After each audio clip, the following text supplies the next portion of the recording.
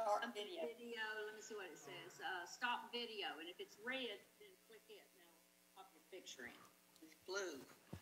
All right. On an iPad, it's up in the top right-hand corner. I think on laptops, they're on the top. Oh, it says paused. Yeah. All right. Has the Facebook and the Ustream started? Yep, they've started. Good. Can't get it up. Paused.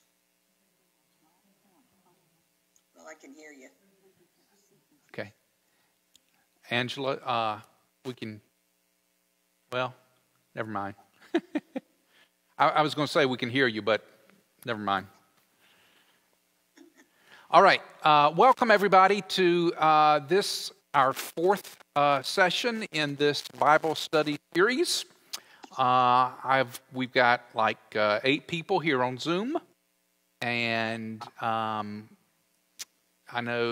sure several people are watching us on Facebook Live and on Ustream. So welcome, no matter how you are joining us this evening. We are using this book called Unafraid by Adam Hamilton. And tonight, the topic for this week's lesson is entitled Apocalypse, Change, Missing Out, and Finances. So that's quite the quadrilateral there. Apocalypse, change, missing out, and finances. Yes, quadrilateral can have more than one meaning, friends. So anyway,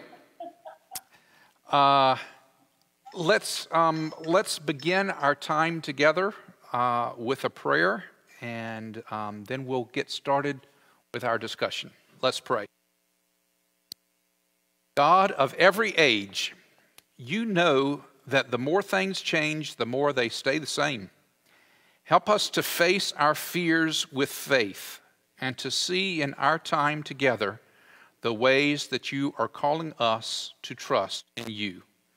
We do not want to hold these worries. We want to be held in your hand. Amen. So, just as a reminder of what we've been studying and some of the themes that we've been looking at, time and time again in this book, Adam Hamilton has been reminding us of this acronym, FEAR, F-E-A-R. F means face your fears with faith. E is examine your assumption in light of the facts. A is attack your anxieties with action. And R is release your cares to God. And so we're going to be seeing how that acronym of FEAR plays itself out in these themes in the chapters that we're going to be looking at tonight. Apocalypse, change, missing out, and finances. All right. So the chapter on apocalypse. And by the way, if you're viewing this on Zoom, go ahead and get a Bible ready. And you can turn to John chapter 5. We're not going to read it quite yet, but later on we're going to be looking at John chapter 5. And might get one of our friends on Zoom to read that for us, but that'll be a little bit later in the session. So the chapter on apocalypse, or a dystopian future. Do we have to do apocalypse? What now? Do we have to do apocalypse? Oh yeah, we're doing apocalypse. You've heard too much about apocalypse, right? I don't know if any of you have read the book or not, but the opening quote at the beginning of the chapter 13, interesting that it's chapter 13, is this from Stephen Hawking. We face awesome environmental challenges, climate change, food production, overpopulation, the decimation of other species, epidemic disease, acidification of the oceans. We are at the most dangerous moment in the development of humanity. So he begins by looking at, this phenomena of dystopia being, kind of the opposite of utopia. Utopia is an idealistic version of what we want the future to look like. But the dystopia is kind of a nightmarish vision of the future that he says he and many people that he went to school with read George Orwell's 1984 and Aldous Huxley's Brave New World as examples of dystopia. And so he's examining this idea of our fears as they relate to dystopia. And certainly Hollywood has given us several examples of dystopia, like Planet of the Apes and The Hunger Games and other visions of the future that, in which, just the evil of the world seems to have kind of overcome us. And, but in a more realistic example of dystopia, he talks at quite some length about when he was growing up, for example, in the 1970s and 80s, and there was the Cold War, and there were a lot of examples of fear related to possible nuclear war. And I think he graduated high school in 1982, and which means he's 5 years older than I am. Anyway, I wonder if any of you, I was just in middle school the time he's talking about, but do you remember in the Cold War, do any of you remember, what stands out in your mind? Anything in particular about this fear of nuclear war that was especially prevalent in the late 70s, early 80s? Yeah. Any of you remember duck and cover? I guess I was in middle school, maybe even elementary school, when we used to have these drills about duck and cover, and you would hide under your desk or put a book over your head or something, as if that's going to protect you from a nuclear bomb, I guess. But there were these drills. And what other, do you have any other memories of that time era and the things that we did related to our fears? Some people were building bomb shelters. Yes, bomb shelters. Mm-hmm. I lived in Cleveland, Ohio. It's right next to where one of those silos were. Mm-hmm. Missile could be launched from, and it's just a normal neighborhood like we have right around here in Cornelius. Yeah. Yep. He even talks in the book about these $3 million almost bomb shelters that are built underground that millionaires can buy for themselves that are supposed to protect you in case of nuclear war or pandemic or some other global catastrophe. They built a place in Maryland to hide the money. Oh, really? Yeah. Oh, I didn't know that. The National Reserve or whatever that's called put their money in a shelter underground. Frederick, Maryland. Wow. He talks some about a special television series called Lights Out that was done by Ted Koppel about a cyber attack. That was more recent. What I was actually thinking about was another TV series done by ABC called The Day After, about a nuclear attack by the Soviets. This aired on TV in 1983. Anybody remember that? And where the action takes place is actually in Kansas, and so he's writing from Kansas himself. But it was he just says this about it. ABC broadcast a made-for-television film called The Day After about a nuclear attack by the Soviets on the United States. Interestingly, the fictional attack targeted Kansas City, Missouri, Lawrence, Kansas, and rural missile silos in Kansas. He says, I was in college, but the film, the most watched television movie in history to that point, gave 100 million viewers in America a picture of what a nuclear attack would look like. There's some evidence that this film led to a determination in America and later in the Soviet Union, it was shown there in the 87, to de-escalate the saber rattling and to work toward intermediate range nuclear weapons treaty.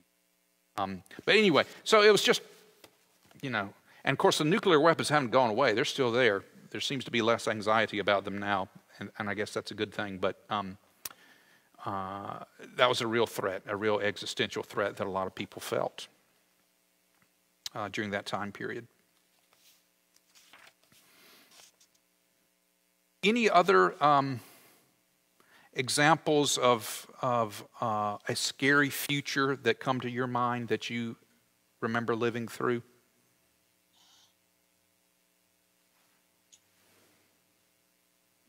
How many of you, were you about to say something?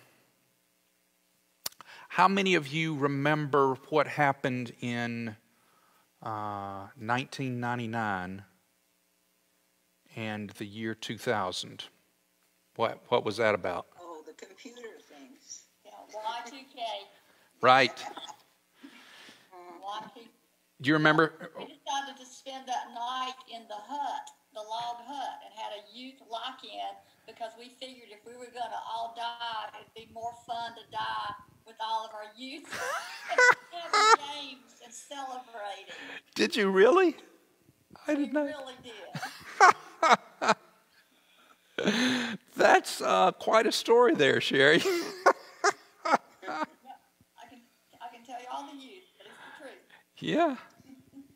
My niece had to spend her night overnight that night at her office, her job. Mm-hmm. The company wanted her to stay there and watch the computer. Uh-huh. We have a comment Yes. on Facebook. Yeah. Mary Tucker wrote that as a kindergartner in Atlanta, we had practice evacuation drills. Specific parents would pick up 4 children from school and head to Stone Mountain. This was in the late 50s, but she says it's still a vivid memory. Huh. And then Stephanie Butler just said lots of money spent on preventing something that did not happen, Yeah. talking about Y2K. That's right, that's right. I guess our friends in Zoom couldn't hear what Lauren was saying, but we've had some comments on Facebook about parents who had to be prepared to pick up their children from school, I guess, in case of a nuclear disaster. Practice evacuation drills. Yeah. And also somebody left a comment about a big waste of money getting ready for Y2K, as they called it, on all these computer updates, I guess, that supposedly were needed, but not really. So, yeah. Hey, Jonathan? Yes. When, in the latter 60s, my first job was with IBM and was in downtown Cleveland, Ohio. Uh-huh. And IBM then had a building on the first floor, and we had these big windows, and you can see through the windows, you can see all the computers. And that's when the riots hit, and they shot bullets through the windows. Whoa. And we all just took and hit the ground, and then the riot just took off. We couldn't even go home. No one can go anywhere, and we were just stuck there. It was the afternoon shift, just going on to midnight. Wow. There was a handful of us there. Wow. That is scary. Wow. Huh.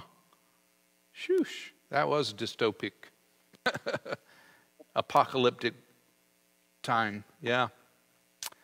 Well, any other comments on Facebook? So we have these kind of secularized versions of a dystopia in the future. And I don't mean to discount some of the real, realistic fears for some of those things happening. Indeed, some of those realistic fears are playing out right now with this pandemic. But it's not the end of the world, but it's a scary time. So we have these images of dystopia. Some are more realistic than others. But then we have, in the Bible, we have a Christian version of the ultimate future. And That's sometimes, like in the book of Revelation, it's called the New Jerusalem. And even though I think all of these fears, there's some basis for them, and we cannot totally ignore things like the threat of global warming and all of these legitimate concerns that we have that we should be addressing, global warming, the possibility of additional pandemics in the future, other catastrophes that may happen in the future. I think it's a Christian thing to do, to address those things, but not to let them determine the meaning of our lives. So the Christian vision of the future, one at least way to articulate it, was in Revelation 21, and I'll just read it because it's one of my favorite passages in the Bible.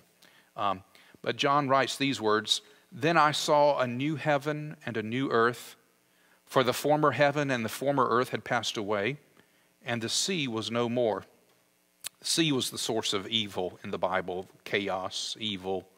And he says the sea was no more. "I saw the holy city, the New Jerusalem, coming down out of heaven from God, made ready as a bride, beautifully dressed for her husband." Notice in the imagery there that the New Jerusalem comes down out of heaven to the earth. So the idea is not that we leave earth and go off to heaven. The idea is that heaven comes down to earth. So earth is our eternal dwelling place. It's not God's trash can or our trash can. It's a place where we dwell eternally with God. He says, "I saw the holy city, New Jerusalem, coming down out of heaven from God, made ready as a bride beautifully dressed for her husband. I heard a loud voice from the throne say, 'Look, God's dwelling is here with humankind. He will dwell with them, and they will be his peoples. God himself will be with them as their God. He will wipe away every tear from their eyes. Death will be no more. There will be no more mourning or crying or pain anymore, for the former things have passed away.'" That's from Revelation 21. So how does that vision for the future affect maybe the way that we think about our fears today? Any thoughts or ideas?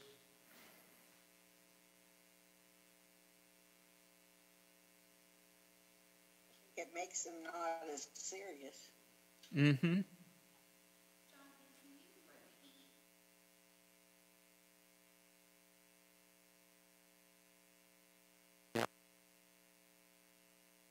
Yeah.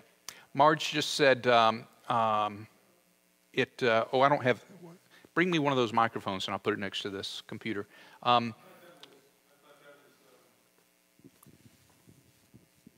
Here we go. Yeah. So for those on Facebook Live, Marge was saying, in response to the question about how this Christian vision of the future addresses our fears today, Marge was saying it makes them a little bit less serious. Is that what you were saying, Marge? Yes. Yeah. Yeah. I would agree with that, and I would say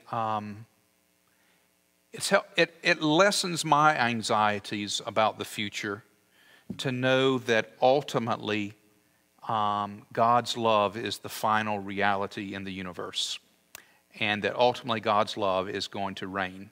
The kingdom of our Lord will become the kingdom of his Christ, and he'll reign forever and ever. That's the way this chapter ends, by citing the Hallelujah chorus. But it's this vision of God's ultimate triumph over everything that is evil, to me brings me comfort, knowing that no matter how bad things may get here, God is still ultimately in control. Now, that doesn't mean that we don't take these concerns and address them the best that we can. And certainly we can do a lot better job of addressing these concerns, and we should. As Christians, I think that's part of our responsibility too.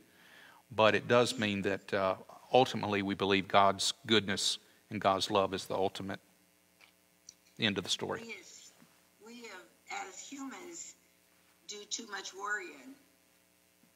Yes. We definitely do too much worrying. And, Jesus said, which one of you will add one day to your life by your extra worries? Your worries will not help you. That's, that's from the Sermon on the Mount. It's another passage that Adam Hamilton cites in this story. So I guess my takeaway from that chapter is, although these concerns are real, and we should try to address them the best we can, we also know that a lot of times we let them have more power over us than we should, like Y2K, for example. And ultimately, God's goodness and love will win out, even though evil sometimes seems to have the upper hand. Yeah. Okay. Well, and that's why Zechariah calls us prisoners of hope. Zechariah 9:12, we're prisoners of hope. We have hope because we believe that ultimately God's love and God's goodness will win out. All right, so chapter 14 is entitled, We Never Did It That Way Before. Ever heard that phrase? We never did it that way before. Never did it that way, no. What does that phrase have to do with fear? You're unwilling to try something different. Yeah. We're fearful. Yeah, we're fearful of change. We're fearful of change. Why is change so scary to us? What do you think? Why do we hear that so much? We've never done it that way before. Why do we respond that way so often? It's easier to keep on the same road. Yep. Easier to keep on the same road.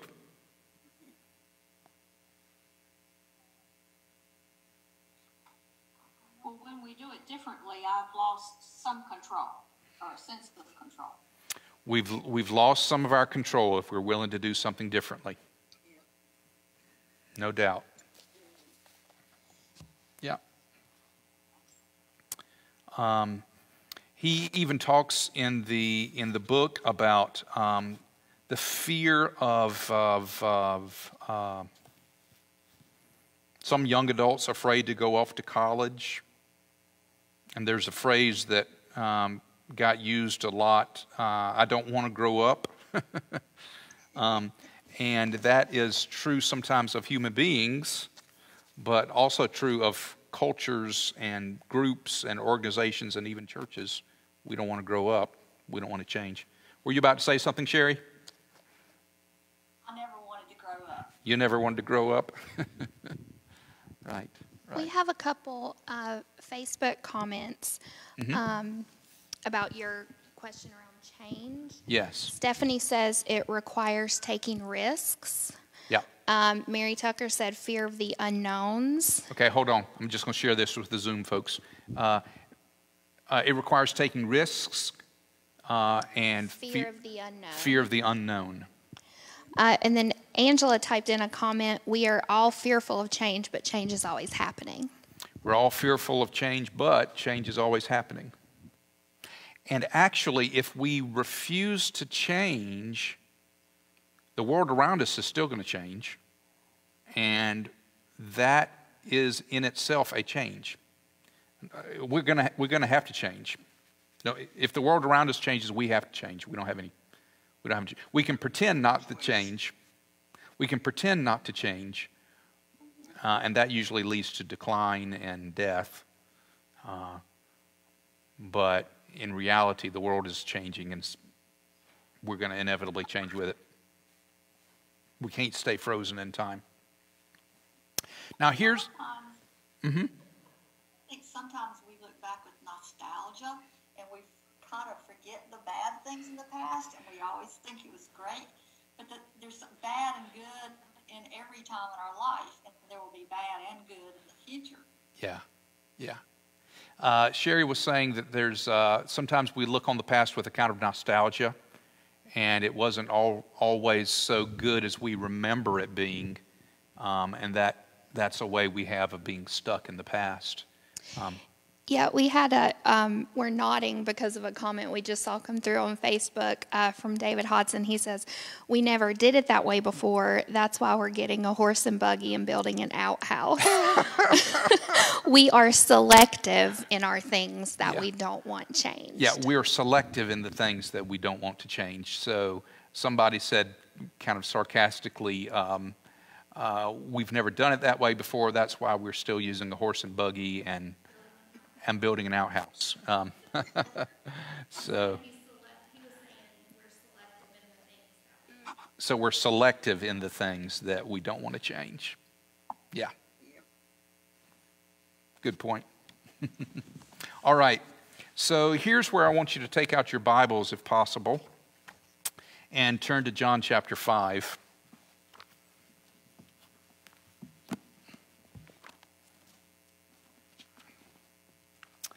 And, well, I'll just read it, because if I read it, then everybody on Zoom and Facebook and everybody can hear it at the same time. We won't have to repeat ourselves.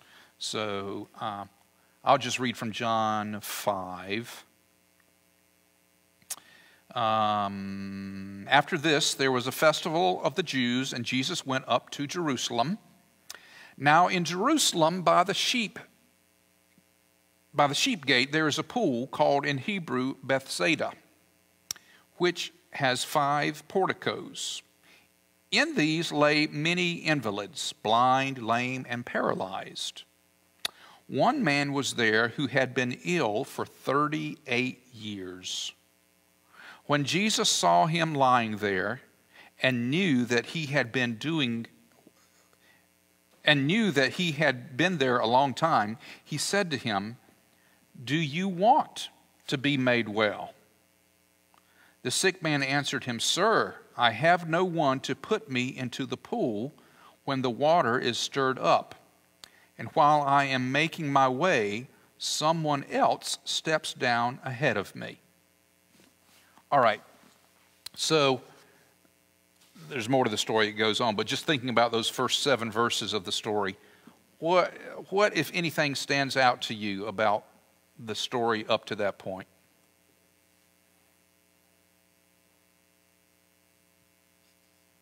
Anything? What does Jesus ask the man?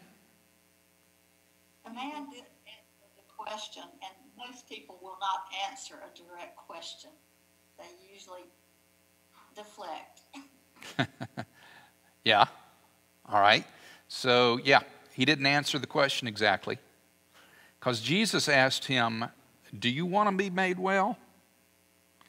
And he didn't give him a straight answer. He said, "Well, I just been here 38 years, and every time, I try to get to the pool, but somebody always gets in line ahead of me, and by the time, I get there, it's too late, and it's just,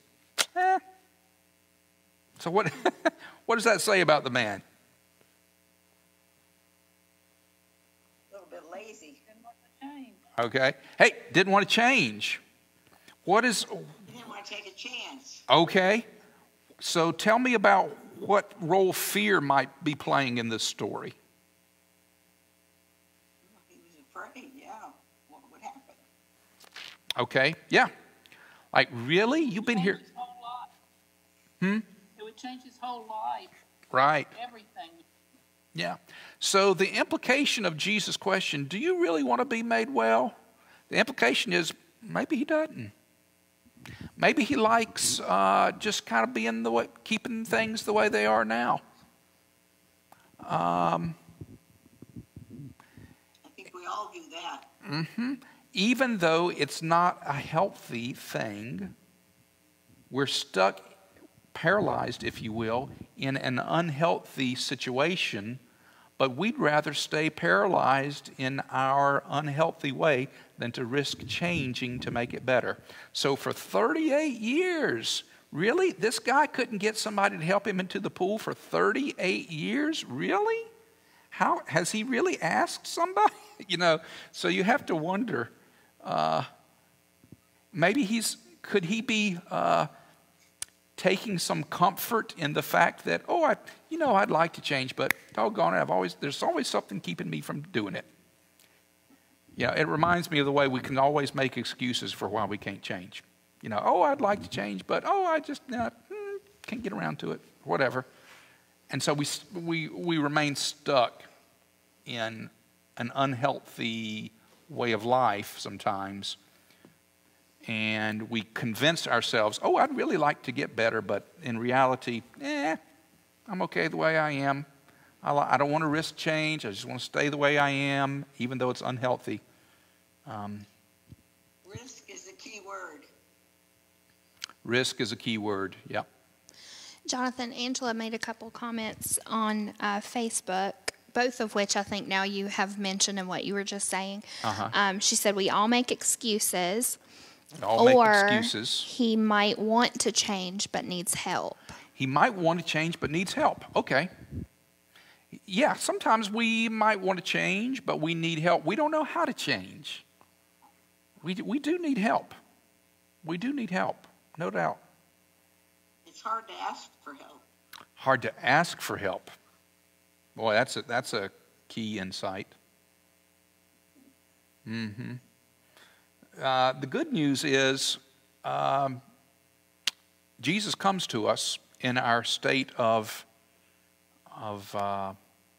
despair, if you will, and he does offer to help us. He says, you want to be healed? I'll heal you.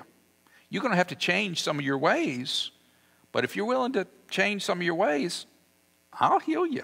I'll do it. He can make our lives better. We're going to have to change. We're going to have to risk changing some of our ways sometimes. But he is willing to help us. Yes. Damian Carper jumped on and said, you have to be willing to give up what makes you ill in the first place. Yeah, good. You have to be willing to give up what makes you ill in the first place. Yes. And sometimes what makes us ill is these attitudes of being afraid to change. Yeah, that's exactly what makes us ill. And it's the fear of the unknown, because he's grown comfortable with his life. He knows how to cope where he is.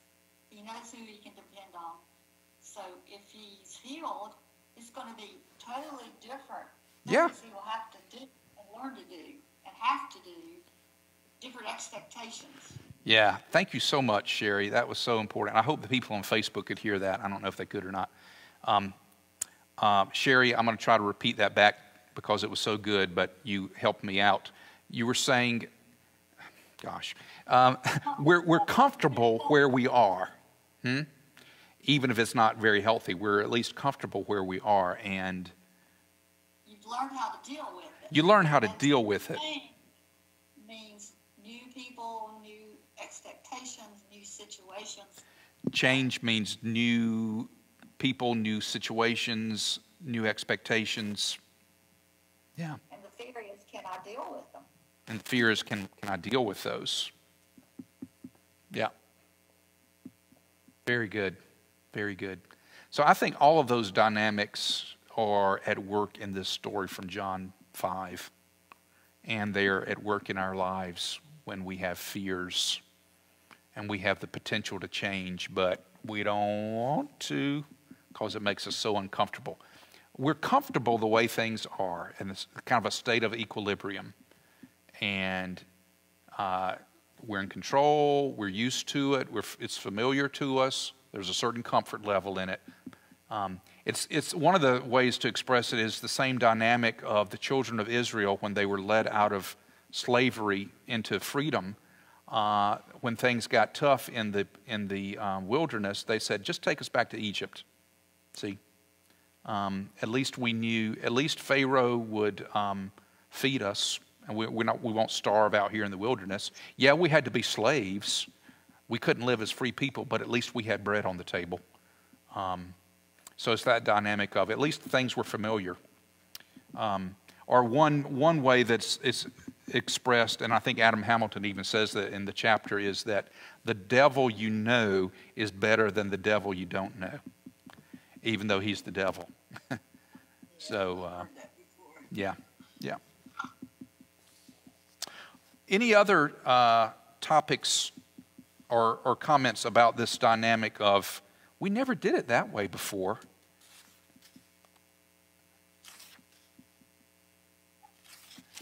He closed. Jonathan, Yes.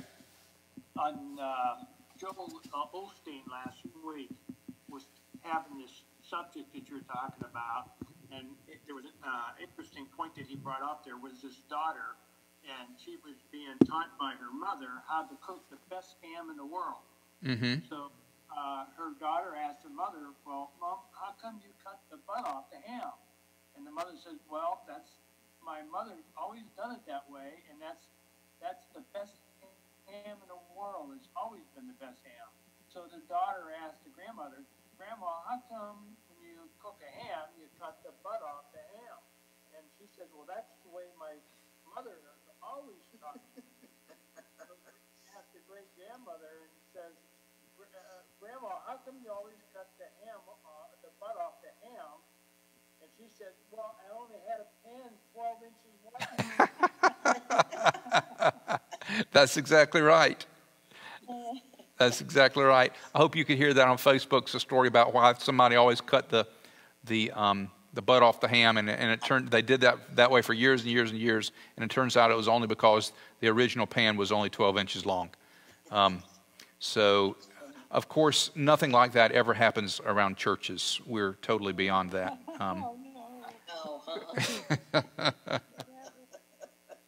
That's right. That's right.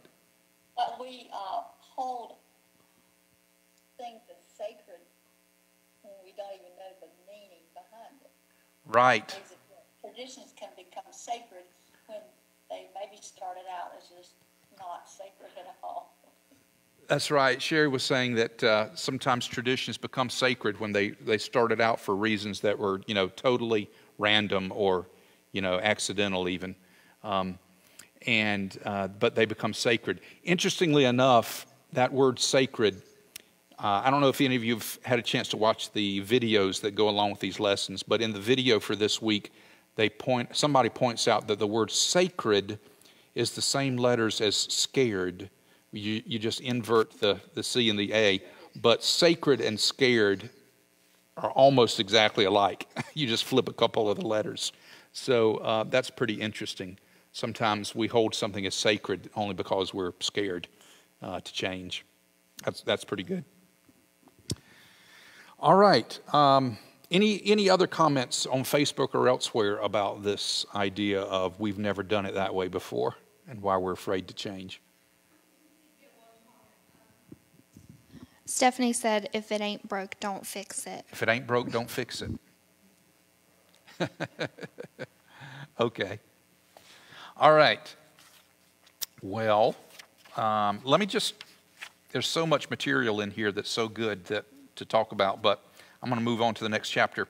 The next chapter, chapter 15, is FOMO, which is an abbreviation that has become popular, I guess, since the advent of social media. And FOMO means, F-O-M-O, fear of missing out. Fear of missing out. And the idea is we're afraid we're going to miss out on something. And this has become more pronounced, especially in the age of social media, because we see other people and they are just having a great time. And they're having the best pictures and the parties, and they're at the beach, and they're having a vacation, and this, everybody else, and we're just missing out. We're missing out on all this. So we have this fear of missing out. Everybody else is having a wonderful life, and we're missing out on it. But the truth is, social media can be so deceptive. When we look in social media, we see the highlight reel of people's lives. It's like nobody posts on social media the terrible things that are happening to them. Well, maybe sometimes, but on the whole, we just post the positive things, the highlights, the birthday parties, the celebrations, all these wonderful things that are happening to us. But we all know that a realistic way of life, or a realistic account of life, is that those highlights aren't constant, and most of life is just kind of routine and mundane. But nevertheless, it instills in us this kind of a sense of fear of being left out. fear of missing out. And then this FOMO, fear of missing out, was apparently, he traced it back to an article that appeared in the Harvard Business School Review back in 2004. But a related concept is FOBO, F-O-B-O, or fear of a better offer. And he tells this story of someone who has the opportunity to have all these wonderful conversations and delightful activities with all of his friends, but when he does that, he schedules up his calendar list, if you will, of all these conversations that he's going to have with his friends, but then he gets a better offer at the last minute, and he can't do it because, he's already made these commitments to his friends. So what that leads us to sometimes is saying, I'm not going to commit to doing these good things here because maybe something else will come up later that's a better offer. And so there's this fear of a better offer, which makes us reluctant to commit to anything because if we're tied down to a certain plan, it makes us unavailable if something better comes along. The basic idea of it. So it's a very weird phenomenon, but I think it's real. I think it's real. And as kind of the antidote for that, he has a couple of suggestions. One is taking a break from social media for a day, for a week, for a month, or maybe even a year. Not a bad idea. The other thing is developing an attitude of gratitude, cultivating a sense of gratitude in our lives, to be thankful for the blessings that we already have, rather than constantly meditating on what we don't have. So he said this, we should learn to want what we already have, not what we don't yet have. There was a song, I think, by Crosby, Stills, and Nash, and in it, it said, this is not in the book, this is just from Jonathan's weird memories. It said, if you can't be with the one you love, honey, love the one you with, love the one you with. And so the idea is to be content with what you got. Be grateful for what you have rather than always focusing on what you don't have. Yep.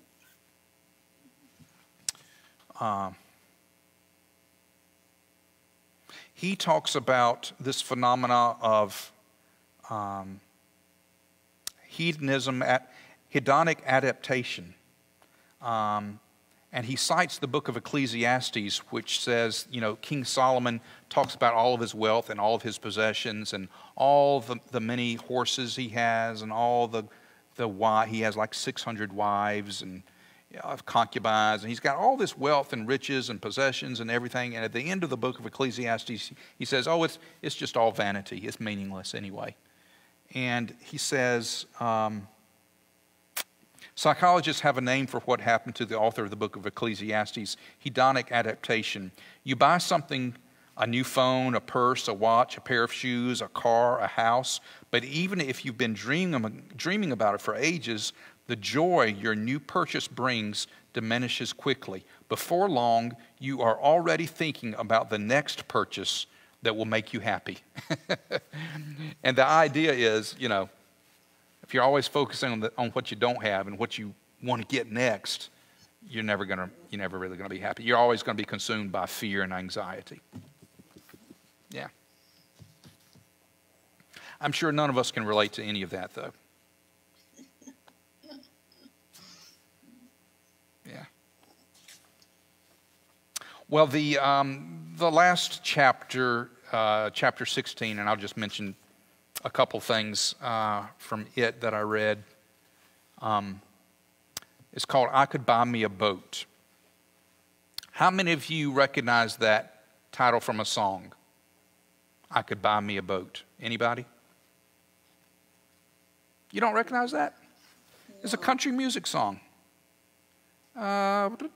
Jansen. The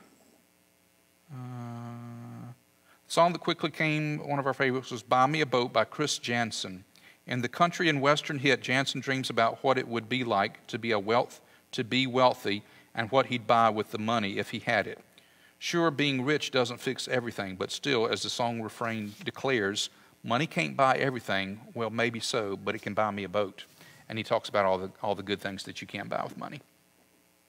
Anyway, so this chapter focuses on fears and anxieties as it relates to money, as it relates to finances. And that's got to be one of our biggest sources of fear and anxiety is money and finances. Adam Hamilton even says, he says, this is just an example of how our fears will play tricks on us. But he says, it's funny, before listening to that song, Buy Me a Boat, I had never even heard of a Yeti cooler. But after hearing Jansen extol its virtues, I went to the company website and read the description. They are amazing coolers. They keep their contents cold for days at a time, and they're also practically indestructible. Bears can't even break into them. I was hooked. And he said to his wife, Vani, we need a Yeti. What is a Yeti, she said. It's a cooler that's amazing. It'll keep stuff cool for days, and the 110 quart, it's only $499. You got to be crazy. Oh, but honey, it's certified bear resistant. Never mind that the only bears in Kansas City live at the zoo. But it's the idea that you get this. You got to have it. I mean, we've all, at least I have. Have you had an experience where you got something in your mind? You just got to have it. 5 minutes ago, I didn't even know that it existed. But yet now I can't live unless I get that gadget or whatever it is. And it turns out that rather than satisfying our real needs, it just fuels our anxiety because it never delivers on what it promises. It just makes us more anxious and covetous. Jonathan, I'm Yeah. even thinking about how Amazon has really played into, because how many of us sit around and watch a commercial or see something on Facebook that somebody else has and it's like, oh, that's really interesting. I bet I can find that on Amazon. And then before you know it, we have like 7 things in our Amazon cart. That's right. Lauren was saying how the ease of availability of Amazon also fuels this phenomenon. We see a commercial about something and we say, oh, I bet I could get that from, and you go on Amazon, you click on that, and then it says customers who bought this also bought this. And oh, really? Oh, I guess I need that too. And before you know it, you got 5 or 6 things in your takeout cart, and it's just really easy to be swept up in all that. Yeah. So kind of the antidote for that is this. And I'll just read to you a passage that he points out from Luke chapter 12. He says this. In Luke's gospel, Jesus says, Be on your guard against all kinds of greed, for one's life does not consist in the abundance of possessions. Adam Hamilton talks about that verse all the time. One's life does not consist in the abundance of possessions. And if we could take that to heart, one, we would save a lot of money. We would. But 2, we'd be a lot happier. Was somebody else about to say something? We wouldn't have to have all those storage places. Yes. Isn't that interesting? We wouldn't have to have all these storage places. We've got so many possessions, we got to have storage places to contain all of our possessions. Isn't that interesting? He says, some of the signs of hope, though, are from millennials. He says, they have learned to live beneath their means. And what he suggests is, don't spend all the money that you have on the possessions that you can't afford, but instead his suggestion is live a couple of notches below what you could afford. Live a couple notches below what you could afford. He says millennials do this. He says they say cheap is cool. They go to the Salvation Army or the thrift store to buy their clothes because that's cool. It's cool to do that. He says his daughter went shopping for a prom dress and could have spent $200 or more on a new prom dress, but instead went to the Salvation Army thrift store and bought a designer dress for $20 because that's a cool thing to do, he says. Jonathan, that's why I like the Dave Ramsey course. Yes, exactly. He mentions Dave Ramsey in this chapter. And he says, here are just some other pointers for dealing with our financial fears and anxieties. He lists 5 things, and I'll just read them to you quickly. 1, develop and use a budget. A lot of this is congruent with what we learned from Dave Ramsey, by the way. But 1 is develop and use a budget. 2, avoid debt, using it only for your house, car, and education if you must. 3, live at least 2 steps below your means. 4, set a goal of giving away 10% or more of your income. And 5, save at least 10% of your income for the future. He kind of turns autobiographical here because when he and his wife got married at first, they got married just like right out of high school. They were very young. But they were living below the poverty level. But they still set aside 10% of their income to give away. And he says it's not that if you give away 10% that God will automatically make you wealthy. It doesn't work that way. But nevertheless, when God sees us being faithful with whatever we do have, then it's like, well done, thou good and faithful servant. You've been faithful over a little bit. Here, I'm going to give you more to be faithful with. And that's what happened in his life. He writes, this is part of why Levon and I began giving away the first 10% of what we earned when we were still in high school. When we married and lived at the poverty level, we continued to give the first 10% of what we earned. This was for us non-negotiable. We lived on what was left. Looking back, we felt that God honored the fact that we had prioritized our giving. As our income has grown over the years, the percentage that we give away has increased as well. I don't believe that God is going to make you rich if you give. But in our lives, I do believe that God saw how, when we had nothing, we sought to be generous with what little bit we had, and God blessed that and gave us greater opportunities and responsibilities. To this day, our first priority in spending every year is giving. Giving actually serves in some ways as an antidote to the perpetual desire for more. Yeah. Jonathan? Mm-hmm. My way of coping with anxiety, Yes. I decided to read some children's classics that I never read, and I started reading Laura Ingalls Wilder, Huh. Little House in the Big Woods, and now Richard is reading it.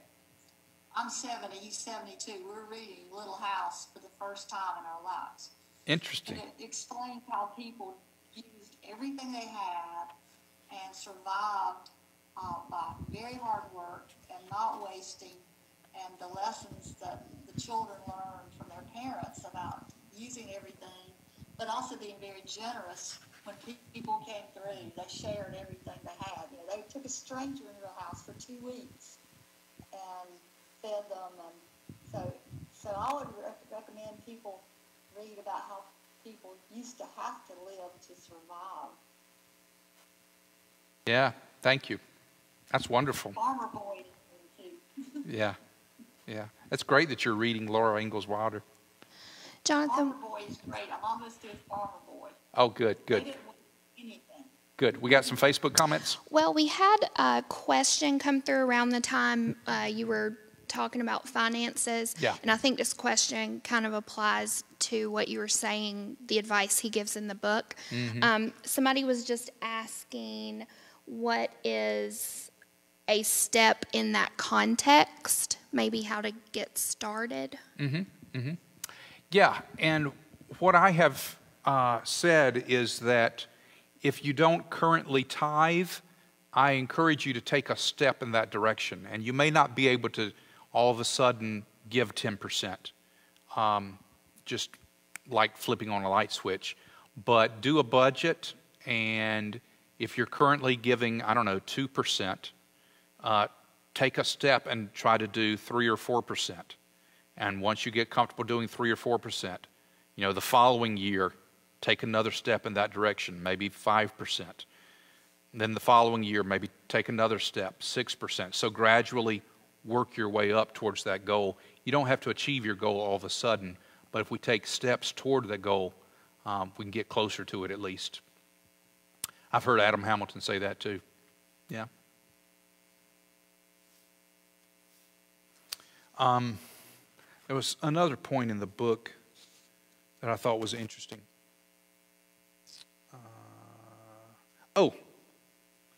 He says, most Americans who identify as Jewish or Christian, that's 72%, know of the biblical call to give the first 10% of what we have to God and God's work. Interestingly, charitable giving as a percentage of adjusted gross income declines the more money we make, up to $1 million per year, then increases. So according to IRS filings, people with average gross income of $50,000 to $75,000 per year give away 4.8% of their income, but those making between $500,000 and $1 million a year give away 2.8% of their income on average. Why does the percentage of giving decline the more money we make? I just thought that was interesting. We think, a lot of times we think, if I had more money, then I'd be able to give more money. But sometimes the most generous people are those not necessarily who have the most wealth, but who just set their priorities in a certain order. So it's an increase in wealth doesn't automatically make you more generous. What makes us more generous, I think, is gratitude. So I just thought that was interesting.